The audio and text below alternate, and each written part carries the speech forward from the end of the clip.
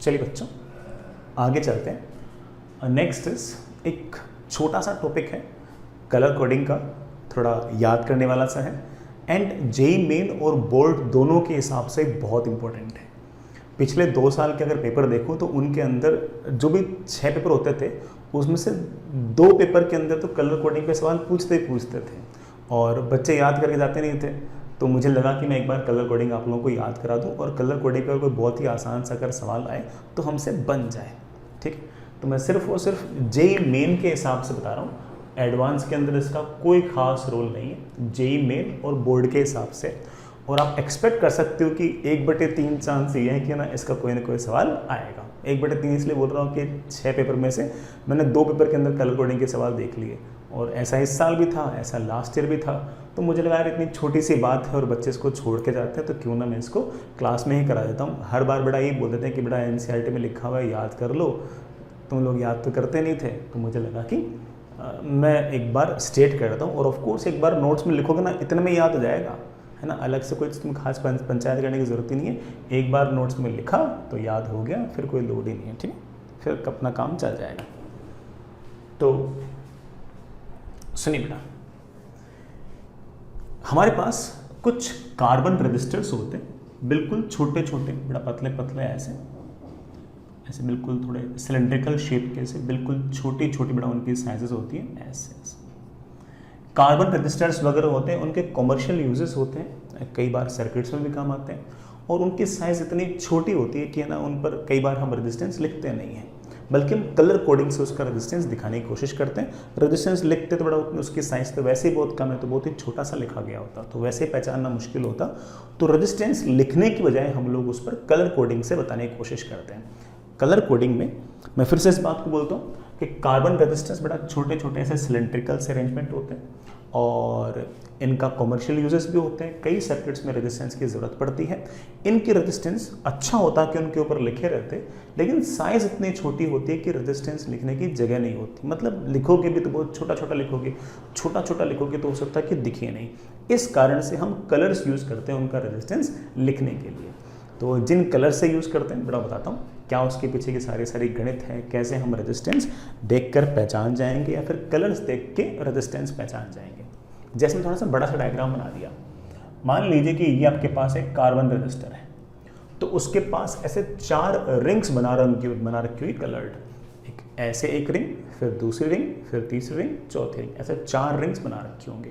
ठीक है, जो पहली 4 रिंग्स होंगी उनमें जो पहली 2 रिंग्स हैं वो रिप्रेजेंट करती है हमेशा नंबर को, सिर्फ नंबर को। जो 3rd रिंग है उसका कलर रिप्रेजेंट करता है मल्टीप्लायर को। पहली 2 रिंग्स रिप्रेजेंट करती है नंबर्स को, जो आपका 3rd नंबर है, जो 3rd कलर है वो रिप्रेजेंट करता है मल्टीप्लायर को, और जो 4th है कलर वो रिप्रेजेंट करता है टॉलरेंस को या फिर एरर को, कि आपके रेजिस्टेंस में कितनी एरर हो सकती है, रेजिस्टेंस जो आपने वैल्यू लिखी है उसमें कितना वेरिएशन आ सकता है, इसको रिप्रेजेंट करता है। और मैं कलर्स के लिए कुछ ना कुछ आपको बातें याद करा रहा हूँ। मैं यहाँ पर कलर का नाम लिख रहा हूँ और यहाँ पर उसके कोरस्पॉन्डिंग क्या नंबर है, क्या मल्टीप्लायर है, वो याद करते हैं। जैसे ब्लैक जो होगा उसका नंबर होगा 0 और मल्टीप्लायर होगा 10⁻⁴। ब्राउन जो है उसका नंबर होगा 1 और मल्टीप्लायर होगा 10⁻⁴। रेड जो होगा उसका नंबर होगा 2 और मल्टीप्लायर होगा 10⁻²। ऑरेंज का नंबर होगा 3 और मल्टीप्लायर होगा 10⁻3। येलो का नंबर होगा 4 और मल्टीप्लायर होगा 10⁻⁴। ग्रीन का नंबर होगा 5 और मल्टीप्लायर होगा 10⁻⁵। ब्लू का नंबर होगा 6, मल्टीप्लायर होगा 10⁻⁶। वायलेट का नंबर होगा 7, मल्टीप्लायर होगा 10⁻⁷। ग्रे का नंबर होगा 8 और मल्टीप्लायर होगा 10⁻⁸। Last but that is white, white का नंबर होगा 9 और मल्टीप्लायर होगा 10⁻⁹। ठीक है, ये सारे याद करने हैं। ब्लैक के लिए 0, मल्टीप्लायर 10⁻⁴। हालांकि बड़े तो आप समझ ही कहोगे यहाँ पर 0 तो यहाँ पर 0, यहाँ पर 1 तो यहाँ पर 1, यहाँ पर 2 तो यहाँ पर 2। ये मल्टीप्लायर और नंबर किस तरह से काम आते हैं मैं आराम से दिखा दूंगा। 3 बेटा टॉलरेंसेस और याद करनी है, और जितनी मैं याद करा रहा हूँ ना उतने ही काम की है एनसीईआरटी में। इसके अलावा बेटा कोई और बात नहीं पूछेंगे, अपन ने जो याद कर रखे हैं उनसे काम बन जाएंगे। अगर लास्ट वाला कलर अगर गोल्ड है, जो 4th नंबर वाला जो रिंग है उसका कलर अगर गोल्ड है, इसका मतलब टॉलरेंस 5% है। टॉलरेंस 5% है, मतलब एरर जो है रेजिस्टेंस में वो 5% है। जो भी हमने रेजिस्टेंस दी है उससे या तो 5% कम या 5% ज़्यादा, उनके बीच की बेटा कोई ना कोई रेजिस्टेंस की वैल्यू होगी। अगर आपका लास्ट वाला कलर सिल्वर है, इट मीन्स दैट कि एरर मैक्सिमम 10% है, मतलब जो भी रेजिस्टेंस आपने कैलकुलेट किया है उससे या तो 10% कम या उससे 10% ज़्यादा, इन वैल्यूज़ के बीच में ही आपका रेजिस्टेंस वेरी कर रहा होगा। अगर आखिर में कोई कलर नहीं है, इट मीन्स दैट कि आपका जो एरर है वो 20%। Fair enough. अब मैं फिर से इस बात को बोलता हूँ, 1 2 3 4 4 कलर, ऐसे 4 कोएक्सियल रिंग्स हैं, ठीक है बेटा। इनके कलर से हम इस कार्बन का रेजिस्टेंस फाइंड आउट कर सकते हैं। इसका जो भी रेजिस्टेंस होगा वो एक तरह से इसके कलर्स के फॉर्मेट के अंदर लिखा होगा। पहली जो 2 रिंग्स हैं वो नंबर को रिप्रेजेंट करेंगी, जो 3rd होगी वो मल्टीप्लायर को रिप्रेजेंट करेगी, और जो 4th है वो एरर को या टॉलरेंस को रिप्रेजेंट करेगी। तो जो भी रेजिस्टेंस होगा उसको आप हमेशा ऐसे लिखोगे, 1 पर जो कलर है उसके कोरस्पॉन्डिंग न्यूमेरिकल वैल्यू क्या है वो यहां लिख दो। कलर 2 के कॉरस्पॉन्डिंग जो नंबर है उसको यहां लिख दो। मल्टीप्लाई नहीं करना बेटा, नंबर लिखने। जैसे मान लो कि जो कलर 1 है वो मान लो ब्लू है, और कलर 2 जो है वो मान लो वायलेट है। तो कलर 1 अगर ब्लू है तो यहां पर 6 लिख दो, कलर 2 अगर वायलेट है तो यहां पर 7 लिख दो। तो 67 लिखना है, ऐसे नहीं कि 6 × 7 कर दिया 42 लिख दिया, ऐसे नहीं। यहां पर 6 का 6 लिख दो, यहां पर 7 का 7 लिख दो, ऐसे लिख दो, ठीक है। इंटू 10⁻⁴, जो भी आपका कलर 3rd है उसके कोरस्पॉन्डिंग मल्टीप्लायर ढूंढना है बेटा। क्या ढूंढना है? मल्टीप्लायर। तो कलर 3rd के कोरस्पॉन्डिंग कोई ना कोई नंबर होगा। जैसे मान लो कि 3rd कलर मान लो ऑरेंज है, तो ऑरेंज का नंबर कितना है? 3। तो आपको लिखना है 10⁻3, 10⁻3 प्लस माइनस जो बड़ा आपका टॉलरेंस है या फिर एरर है वो नंबर 4 से डिसाइड हो जाएगा। तो इतना सा एक काम है। सिर्फ और सिर्फ याद कराने के लिए और या फिर किसी कंफ्यूजन से बचने के लिए मुझे सिर्फ और सिर्फ एक ही बात एक्स्ट्रा बोलनी है, वो ये कि यहाँ पर n1 × n2 नहीं है, n1 को रखना है और n2 को रखना है, सिर्फ पुट करने, मल्टीप्लाई मत कर देना, ठीक है। जैसे एग्जाम्पल के लिए मैं ऐसा कहूँ, जैसे बेटा एग्जाम्पल के लिए मैं ऐसा कहूँ कि मान लीजिए कि मेरे पास एक कार्बन रजिस्टर है और इस कार्बन रजिस्टर के अंदर ऐसे 4 कलर्स हैं, पहला, दूसरा, तीसरा और चौथा। मान लीजिए बड़ा पहला कलर है ब्राउन, दूसरा कलर है ब्लू, तीसरा कलर है बेटा लेट्स से ऑरेंज, और 4th कलर बेटा मान लीजिए है सिल्वर। तो ऑफ कोर्स इन चारों कलर्स के फॉर्मेट में कोई ना कोई रेजिस्टेंस दे रखा होगा। तो देखते हैं इसका जो रेजिस्टेंस होगा बेटा वो होगा पहला और दूसरा, ये दोनों नंबर डिसाइड करेंगे, सिर्फ नंबर। 3rd आपका मल्टीप्लायर है, ब्राउन और ब्लू तो सिर्फ और सिर्फ नंबर। ब्राउन के लिए पहला नंबर आ गया आपका 1, ब्लू दूसरा नंबर, ब्लू ऑफ कोर्स 6, तो 1 6 16, ऐसे नहीं कि 1 × 6 कर दिया, 1 फिर आगे 6 लिख दो, 16 इंटू, अब बड़ा 10⁻⁴ बड़ा मल्टीप्लायर ऑरेंज, ऑरेंज का नंबर कितना है? 3, तो इसके ऊपर पावर लगा दो 3, या ऐसे बोल दो कि सर इसका मल्टीप्लायर है 10⁻3, तो 10⁻3, जैसे बोलना चाहो वैसे बोल दो। प्लस माइनस बेटा कोई ना कोई एरर भी होगी, एरर कितनी होगी? तो आखिरी वाला कलर है आपका सिल्वर, कहाँ गया बेटा सिल्वर? अच्छा वहाँ पर है सिल्वर, सिल्वर है, तो इसका मतलब एरर जो है वो इस रेजिस्टेंस में 10% है। तो जो भी रेजिस्टेंस होगा वो इसकी -10% से इसकी +10% के बीच में वेरी करेगा, ये आपका रेजिस्टेंस है। ऐसे आप पता कर सकते हो।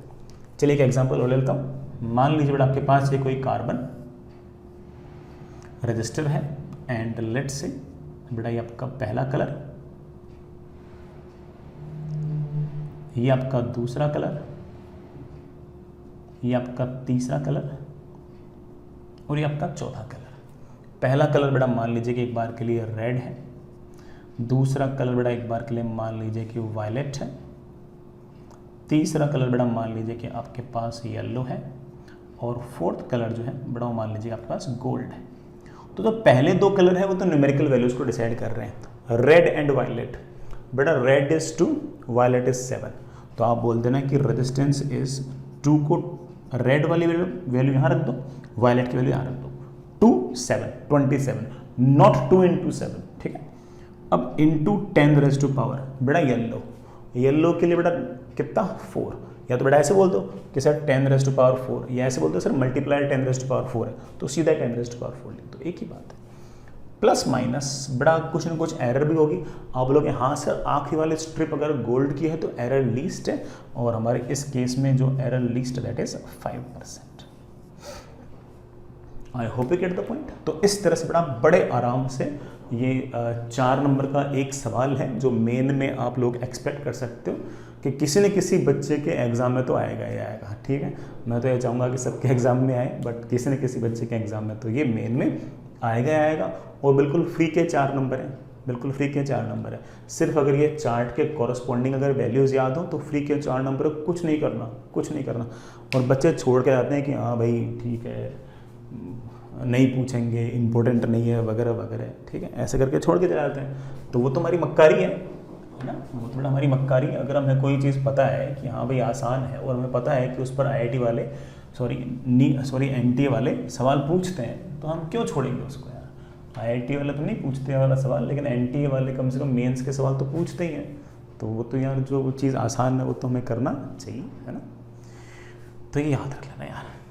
मैं एक याद करने का एक तरीका बता रहा हूँ यार, ठीक है। मतलब हालांकि याद तो करना ही पड़ेगा, बट फिर भी हल्का फुल्का एक थोड़ी राइमिंग टाइप की सी है। इसको ऐसे याद रख सकते हो,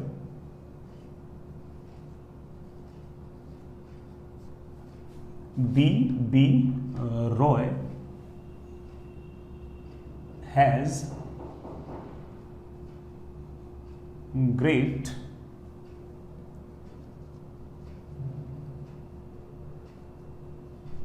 beautiful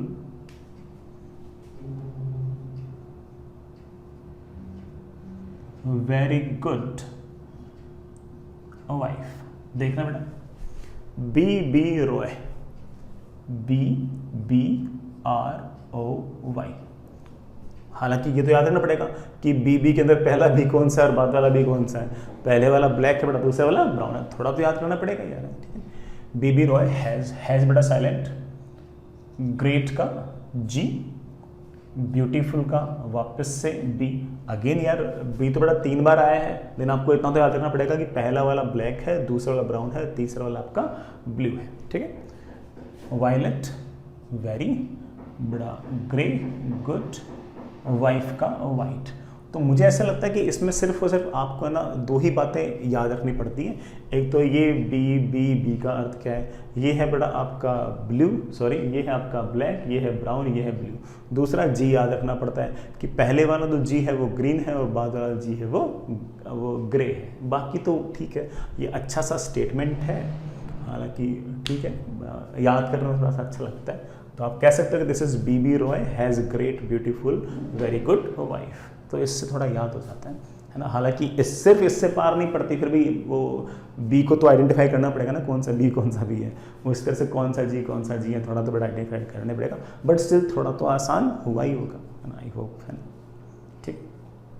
तो बड़ा फ्री के 4 नंबर हैं, बहुत बच्चे छोड़ के आते हैं। हो सकता है कि ना तुम में से कई लोगों ने एग्ज़ाम दिया तो तुम लोग भी छोड़ के आए हो, ठीक है। बहुत आसान से कर लेना इसको, अब आ जाएंगे इसमें नंबर, ठीक।